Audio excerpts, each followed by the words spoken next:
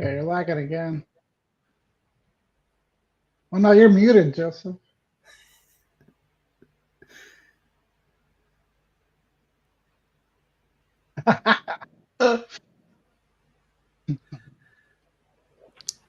We are the three best friends that anyone could have. We are the three best friends that anyone could have. An MMA Husky Hustler is back. He's howling, howling, howling to the wind. Husky, how you doing? Sunrise in April. How you doing? Prelim and Tim. How you doing? We got the coyote hat on, and it's on the vodka bottle already, and it's half gone. So hope it's good. I'm not doing as good as you with the shots this early, mate, but only just 11:15 here in Australia. Quarter past, not early enough. Prelim Tim, how you doing? My God. I'm doing good. Not the best card, but I actually like that it's getting out of the way early because tomorrow night I'm going to the Knicks game with my parents. So yeah. Woo! Nice. Who's playing? The Knicks. The Magic and the Knicks. The Magic. The Knicks are in town. That's right. Kyle Deuce is here. What's up, Kyle? Deuce. So the Knicks are in town. Prelim Tim, are you betting on the game? You have to put a little money on the Knicks to beat the Magic. Not as hard as I usually would bet. I usually bet very hard when I'm at the game live. I'm going to tone it down a little bit, but I'm definitely going to have a couple bets. Probably looking at Josh Hart for 2 threes. That's usually a pretty good plus number. So, yeah. Yeah, that is a good plus number. Good way to attack it. Couple player props, manage the bankroll wisely, and tone down on the slate of bets. 10 bets max is a comfortable amount. You don't. I'm going under that, but yeah, that's a whole. Yeah, even under 10 bets is great. Five bets. Manage the bankroll wisely, spread it out. Don't put all the eggs in one basket. But let's not talk about betting and stuff right now. Let's give out $50 to one of the forecasters and fiends listening in each and every event. 136 entries right now on the giveaway wheel. Thank you to everyone for the support this week. Oh, do we need a drum roll? I lagged out on the. We're gonna need a drum roll on this one. Look at it go. 136. Someone's getting lucky. The wheel is spinning. All what you got to do, comment on this video, Come not on, in the live Husky chat. Hustler. Hashtag F3. Hashtag F3 in the comment section. You get $50. Pretty D. Pretty D? Pretty D. Pretty D. Pretty D. Gets it done. Pretty D. $50 giveaway. Congratulations. All what you got to do, message me on Discord, Instagram, Twitter, TikTok, and we will give you $50 via PayPal. So direct message me right away. Get that $50 for UFC Qatar. It's going to be a not bad event, in my opinion, Prelim Tim. We have some pretty good props, and we're cooking it up with Huskies. Prelim prop. Let's pound it. We're live each and every event, so stay forecasted. Oh, I'm up and running, am I? Yeah. All right, we are going to see armpit licking, crotch sniffing at its very finest in this fight. Yeah. So look, he's basically he likes to grind, get it to the mat, top control. His opponent's tough. He's pretty durable. So I see it going the distance. The only sort of, I guess, fear here is that his opponent could get the sub, but I think it's highly unlikely that he's going to pull that off. He's going to clinch. He's going to smother. He's going to get it to the mat. He's going to rinse, repeat. And it's going to be a boring armpit licking, crutch sniffing affair. And he's going to get his hand raised, and we're going to make some money. Mm-hmm. I'm on board. I'm on board. He is a lock of the week for me. I like it. I'm not on board with Husky's description of wrestling, but we'll save that for another show. But yeah, I think he probably does win the decision. This good look. If it goes to a decision, because I could see this fight ending by knockout, honestly. Looking at the Instagram page of Nurulo Aliyev, he's been working on the boxing. It looks a lot better. He's been off for over 7 months now. And I think his ground and pound could come into effect with his wrestling. His wrestling, he's obviously going to implement it in this fight, and it's going to help him get good positions. He's fought the better competition. He's a more seasoned fighter, but he won his last couple by a decision. I'd like to see him finish this fight. Looking at the Instagram, he seems to be working on the striking. So I'm taking a sprinkle on the knockout prop later on the show, boys. The wrestling will play a factor, in my opinion. I think he's going to show us his dominance on the floor. Hopefully he doesn't control it the whole 15 minutes. I might fall asleep if he does that. What's the Any other decision thoughts? action going for that one? Let's have a look. So it's paying $1.68 for the decision, no action. But if you look at the KO prop, decision, no action, let's see what that pays out. That could be worst case scenario. If it goes the distance, you just get your money back. Let's have a quick look. All right. So for the knockout, $2.70, decision, no action. It's not bad. Dang, that's not bad. Now, Prelim Tim, you're the prelim sniper. What do you got cooked up over there? Down there. Yeah, I'm not sure how much of a snipe this one is. It should be pretty obvious. I actually bet Kayev to win by submission on the Contender Series, and he won by knockout in that fight too. So this time I'm paying up and going with the knockout. I think that Sakara is kind of a meathead. He's been knocked out twice in the UFC. I think this will be the third one, probably the first round, but I don't like to chase the first round. So I'm just picking the knockout, paying up the 145. I think this should be a safe, easy play, and hopefully it is. Yeah, I hope it's easy. I mean, he's one of the biggest favorites I've seen in a long time, although a lot of these favorites seem to be chalked up. On this event especially, a lot of big favorites. I think they're all pretty safe. I'm fiending the favorites to get the win, especially this guy in this type of matchup. Hopefully by knockout. He could get it done by a submission, more likely by knockout. Looking at the price, you got to lay the chalk, though. That's the only problem. So you got to look at a parlay option if you want to really double the money, triple the money in this kind of situation. That's all I'm saying. Maybe even attack the round 2, round 3 KO for Yakyayev. But I could see this one end an early prelim, Tim. He's a much better fighter, huge favorite. It should end maybe within seconds, minutes, possibly, this knockout. I'd lay the chalk. I would play hopscotch on the playground and look to get this kind of profit.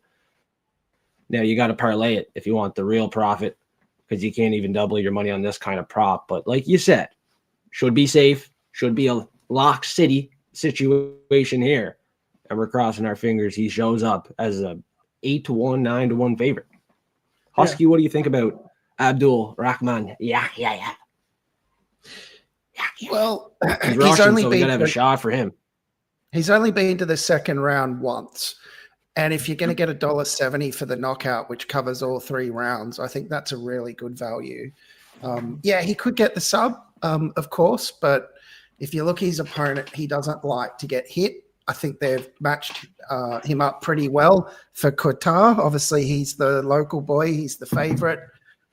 They want to set him up to put on a show, and they've done Raphael's been his opponent for a reason. So I think the knockout's coming. It'd be pretty safe to say it's going to be under 1.5 rounds as well. For sure. If it's not round 1, it's coming within the first minute of round 2. Prelim Tim, final opinions on your perfect prelim prop, which is bound to hit. Yeah, I'm not too worried about doubling on this prop because I have 2 more coming, and I will make my money off of those. This one, just easy, make a little bit off of it. I'm just having a quick look at one of the props they have on Sportsbet here in Australia, and What's the round 1 KO? For him to win in the first 60 seconds pays $9. Check out the round 1 KO for Abdul Rahman Yakyayev because I like the round 1 prop. I just said it within a minute or two. I think this one's ended. He's a huge favorite. He should win the fight in the first round. It's even chalk.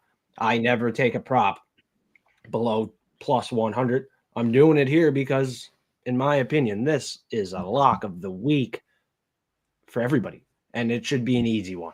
And the odds indicate that for sure, boys. I mean, look at the odds for round 1. If this doesn't hit, I mean, god damn. Like, I'd be shocked if it doesn't hit in round 1. Minus 175 round 1, you hardly see that. And when you do see it, it cashes. So I'm gonna hope it's a trend here again. Why don't you just take the knockout? I'm getting the better number for all 3 rounds. Well, what's the knockout round 1? The only reason why I didn't take the knockout was because I'm worried about the submission. Oh, I see. You have it. You have it just round 1 either way. Okay. Yeah, could be a club and sub. Mm-hmm. We just went to New York. They love the subs there, so a little club and sub action in this fight. You never know what could happen, right? Yeah. Well, we call them heroes in New York, not subs. What's a bad joke? Yeah, the last time I heard that, I fell off my donkey.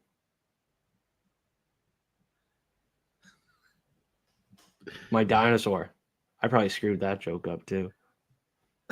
Little salt on the wound. Yeah, I didn't really know what you were saying, but I was just letting it ride. Yeah, anyway. It was a Step Brothers reference. Completely fucked it up. Oh, okay. Main card, boys. Main card. Woo! Yeah! Husky?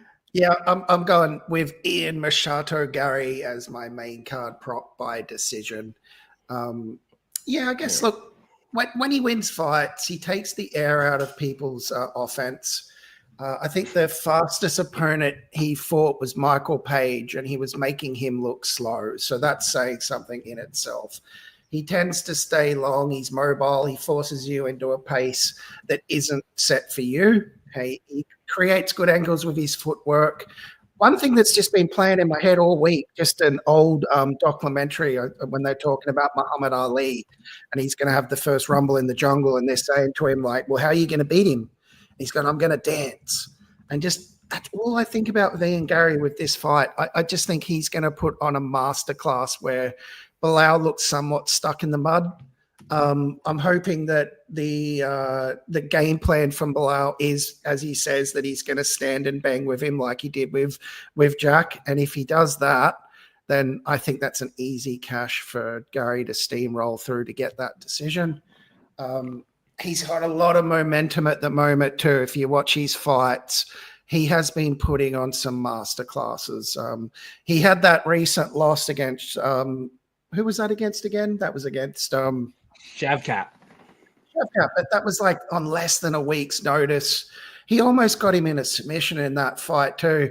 And he went the distance. He lost by 1 point. Yeah, he lost by 1 point. Look, if this was a 5-round fight, it might change my consideration. But with a 3-round fight, I just can't see how Bilal's going to get his game going for at least 2 rounds of that. So, yeah, I'm going to stick with Gary and hopefully get a bit of cash from that one. Well, if the trend continues, Bilal was a late starter versus Jack Della Maddalena. He gave up the early rounds. If he gives up the early rounds to Ian Gary, if he gives up round 1, he doesn't want to trail from behind with a guy with confidence. That's something you didn't mention. Ian Gary has confidence right now. He's calling out Islam Makhachev, and we all remember Conor McGregor and the great Khabib Nurmagomedov. So maybe Ian Gary can go fight Islam Makhachev. He lost by 1 point to Shavkat Rakhmonov. He was plus 400, plus 300, whatever it was. He was counted out. I counted him out, and he lost by a point. He put up one hell of a fight. I'm starting to believe in what he says. Now, this is the type of guy to do what he says. He said he was going to knock out D-Rod. He head kicked D-Rod. He has the head kick in his back pocket in this fight. Bilal is what? 37 years old. He's aging. He's been there, done that. He's been there, done that. All right. So maybe the confidence and the motivation and momentum leads Machado Gary, and I agree with it. I'm not going to lie, boys. This was a tough pick originally because looking at the plus money on Bilal, former champion, I was intrigued to bet it or even pick it. I thought I was taking Bilal as my pick until I had to dive deep, be smart, and I landed on Ian Machado Gary decision as well. Husky Hustler. Great prop if we can double our money here, but it could be a close fight. Super competitive. I think Ian Gary gets it done here by a decision.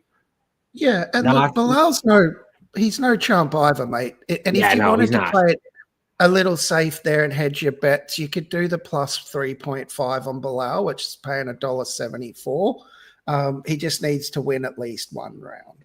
I don't think he does. I don't think you need a hedge. I think Ian's going to be putting on a show. He knows that in order to get that title fight, he has to go out there and put on a performance. Prelim Tim, what do you think about this fight? This is a closer fight to me than you guys are making it. I think that it's interesting because Bilal is 37, as you were saying, and that's really my biggest problem with him. I think Bilal is a better boxer than people normally give him credit for. And if you look at the Shavkat fight versus Ian Gary only landed 42 significant strikes in 5 rounds. And he was controlled for almost 12 minutes on 2 takedowns. So, I mean, I think that has a option for Bilal to be able to control the fight via wrestling. I do think he is a stronger wrestler than Ian Gary. And Ian Gary can sometimes be low volume. So I think the 3 rounds, I don't really know who that helps because I don't think Ian Gary has bad cardio. I think he would be able to go 5 rounds, maybe not at a wrestling heavy pace. But so I originally was looking towards the Bilal side, looking towards playing the decision because it's like over plus 300.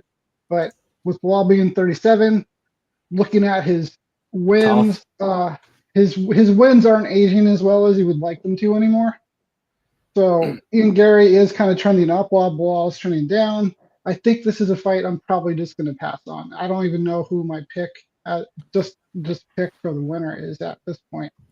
But I do see it as a close fight. Well, in your scenario, got cardio for days, boys. His last 2 have been 5 rounds. One of them took on short notice. Wasn't even breathing heady going into the 5th round. So, 3 rounds, he'll be ready. If you're on the fence, if you think Bilal could implement his game plan, you take the over 1.5, even fight to go the distance in this situation, based off the odds. What the bookies that would be think. a smart play.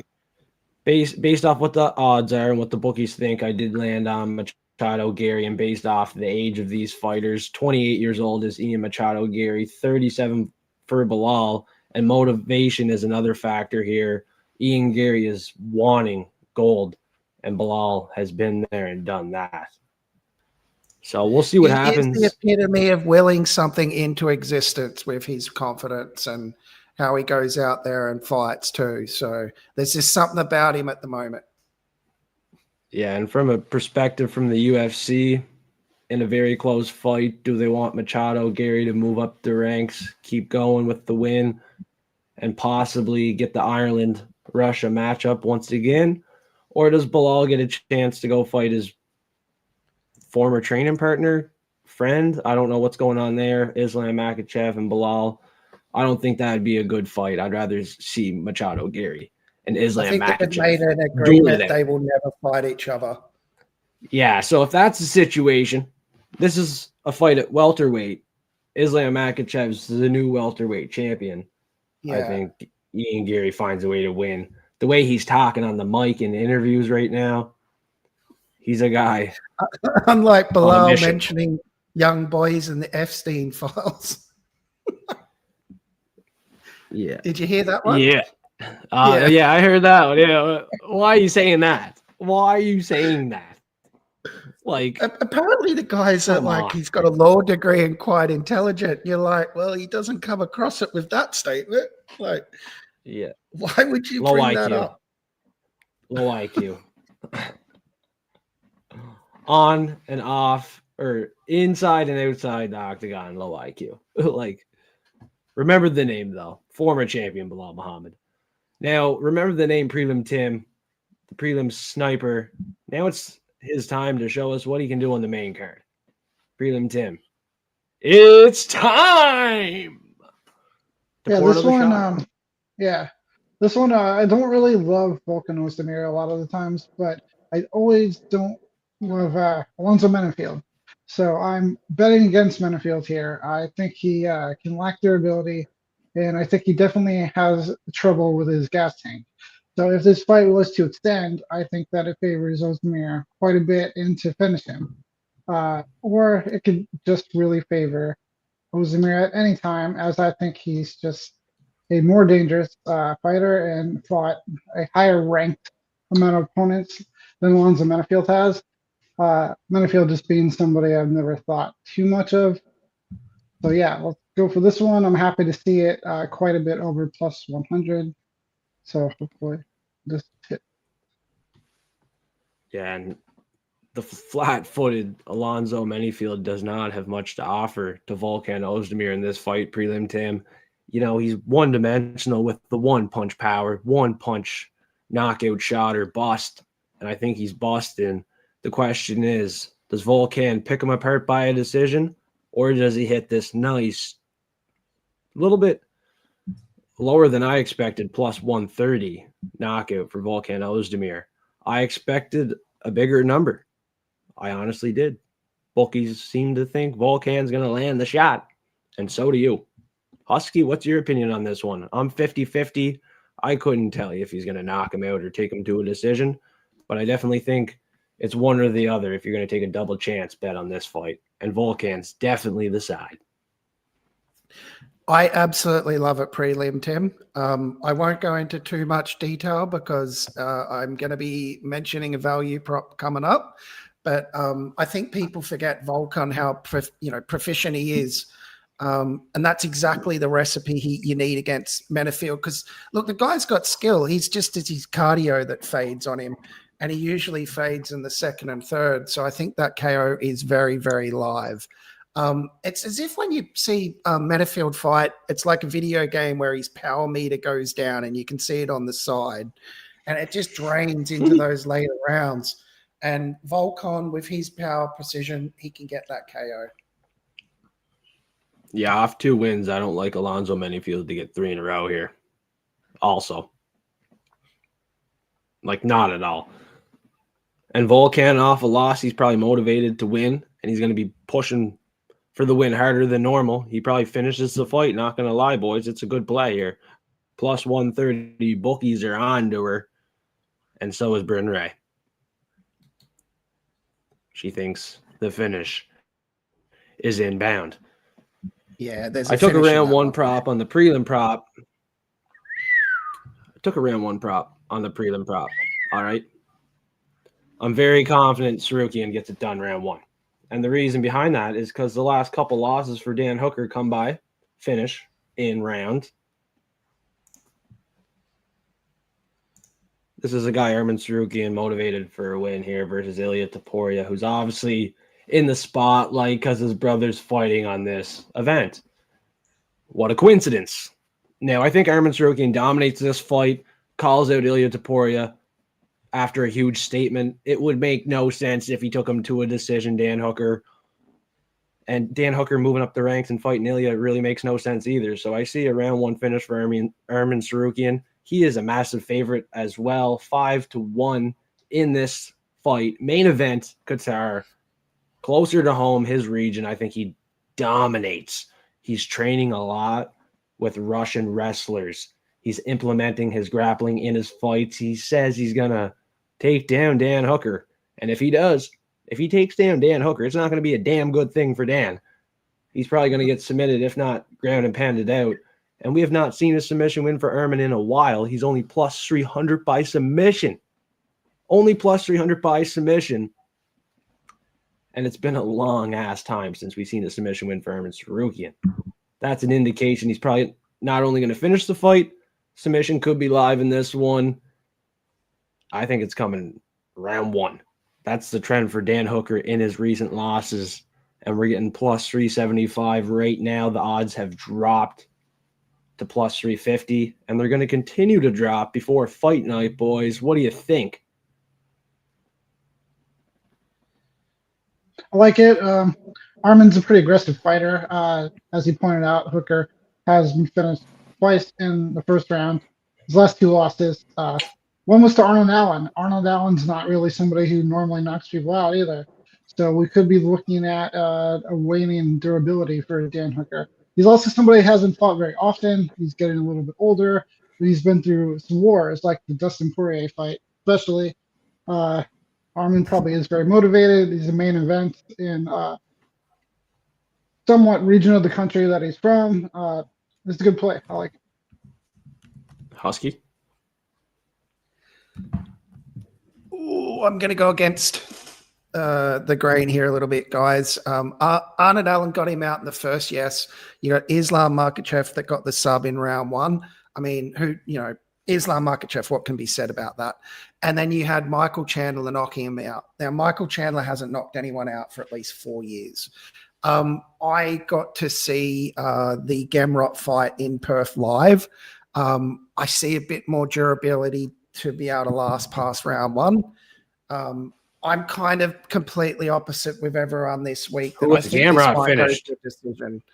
So who has Gamrot finished? Who cares? It's toughness and grittiness. If you look at what Dan Hooker's doing too, he's doing a lot of this backyard brawling sort of stuff. If you think he's going to go out there and be punked in 1 round, I just don't see it. But like I said, I'm on the opposite side of the fence with this. I probably will be wrong. I freely admit that. I just see it a little different. For whatever reason, I think it might go to a decision. Yeah, the last 3 losses for Dan Hooker are in round 1, so he is a 5-1 underdog in this fight. The trend is if he loses, the last 3 were in round 1.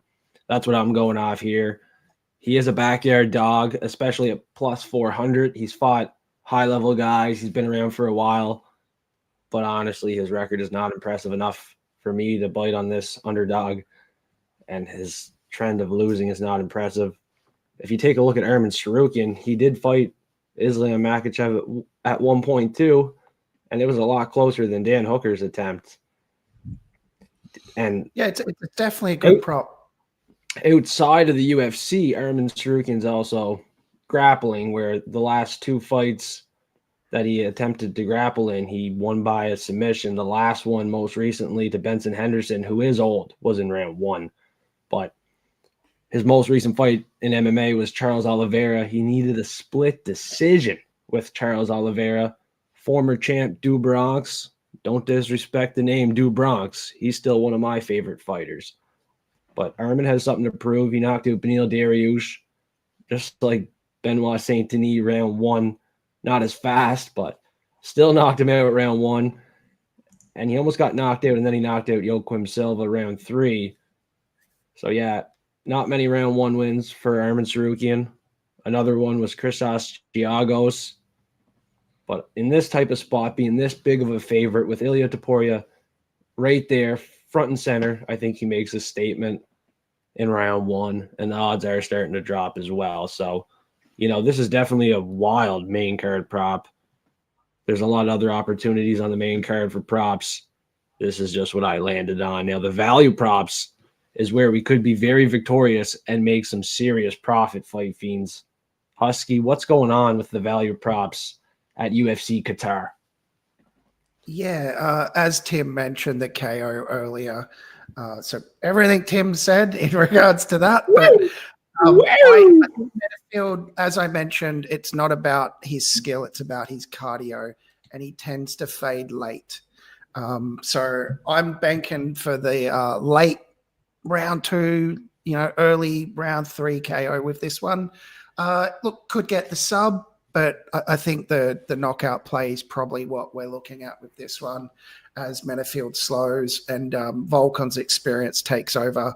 So I guess the late KOs is sort of perfect middle ground between value and realism. It's not a lottery ticket, but, you know, it's got a high percent long shot. Yeah, I like it. I wish I could get it at Bet365 or Betway, but can't do it. Yeah, we seem to get very good odds here from the bookies in regards to like round props and things like that. But maybe over 1.5 Volcan KO. Potentially, yeah, you could do that, or you do under 2.5 maybe, or doesn't go that. Yeah, I don't know how you play that one. I'm lucky with the prop I got. A little tricky. Tricky Vicky. I think we all know Volcan's the side for all three of us this week. So. He's not an official lock of the week for me, but I'm very confident he can get it done here at UFC Qatar. Prelim Tim, is there profit to be made here? I hope on the so. first fight of the night. This is a little bit of a wild one. I like Freeman because he is the one with the more legitimate wrestling background. He was almost an Olympic wrestler, Greco-Roman, but he also wrestled freestyle, I believe, in college. So if you watch any of his fights pre-UFC, he's a pretty strong wrestler. And he's only gone to decision twice out of his 7 pro fights. And then his opponent here, Boo Hildo, or how we say that guy's name, he has not gone to decision yet at all. So I think that's why we're getting this big of a number on this prop.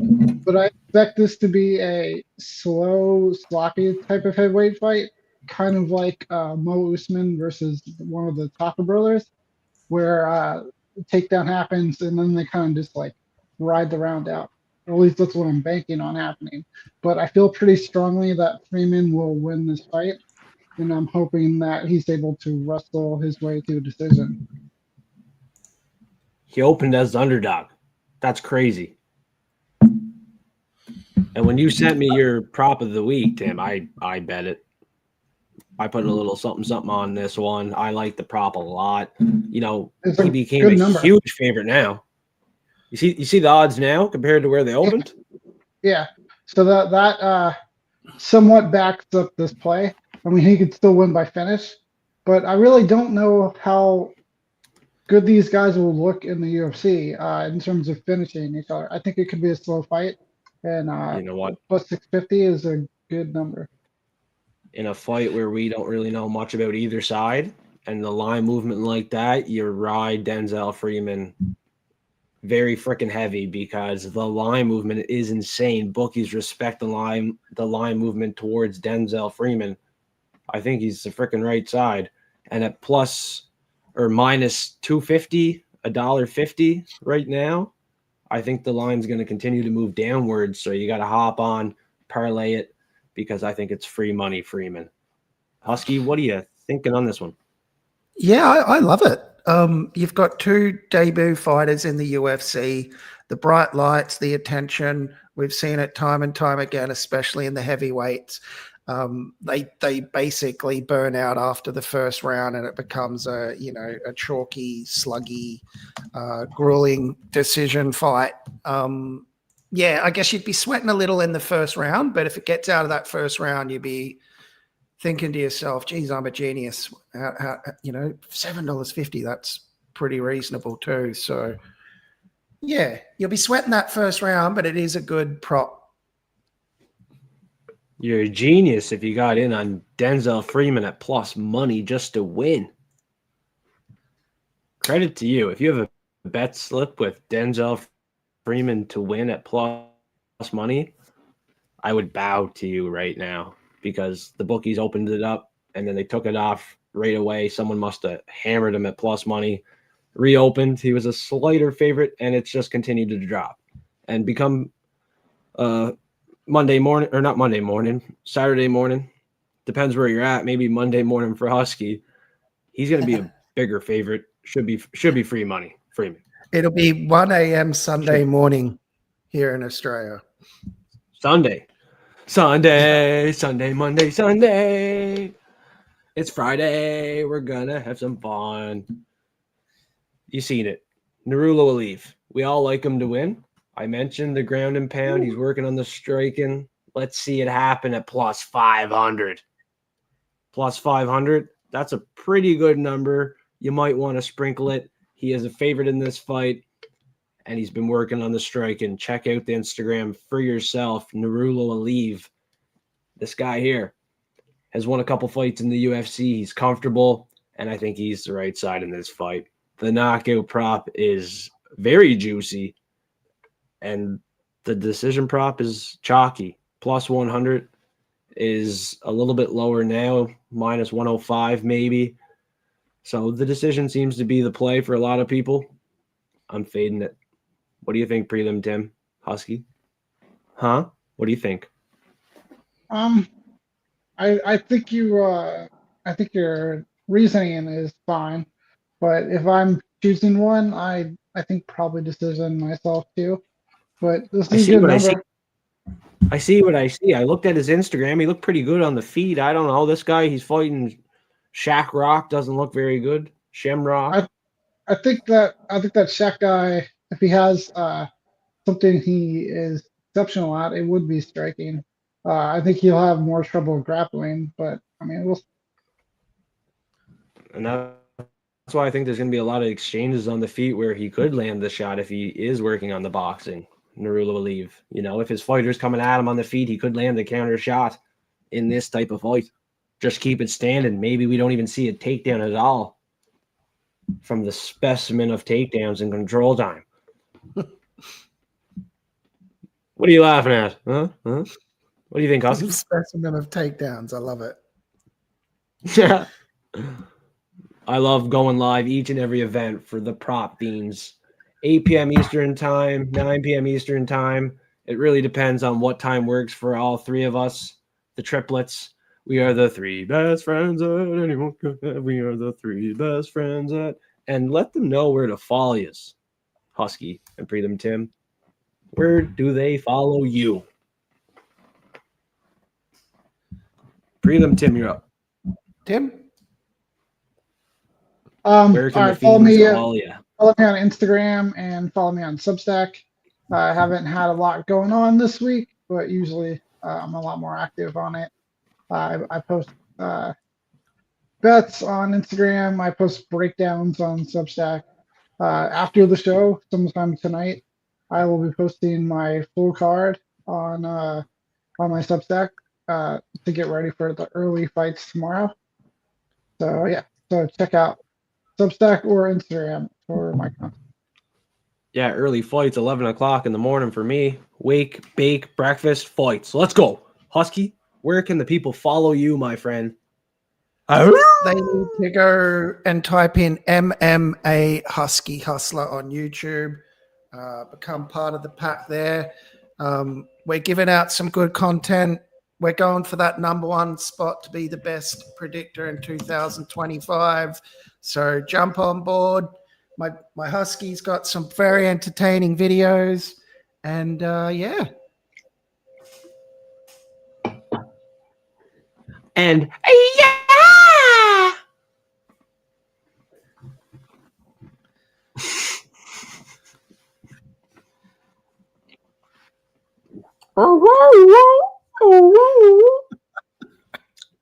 All right. Stay forecasted. Smash the like Why button. is it I could see you doing this by yourself with no one watching?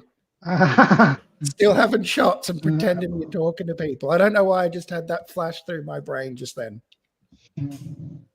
Wow. And you're like, is the show over? I'm not going to say it's not true. I'm not going to say it's not true.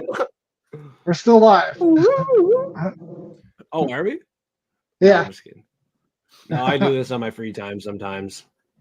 You got to keep it fun. You can't be stressing about life. You're going to face losses and you're not going to have a good day every day, especially working my job.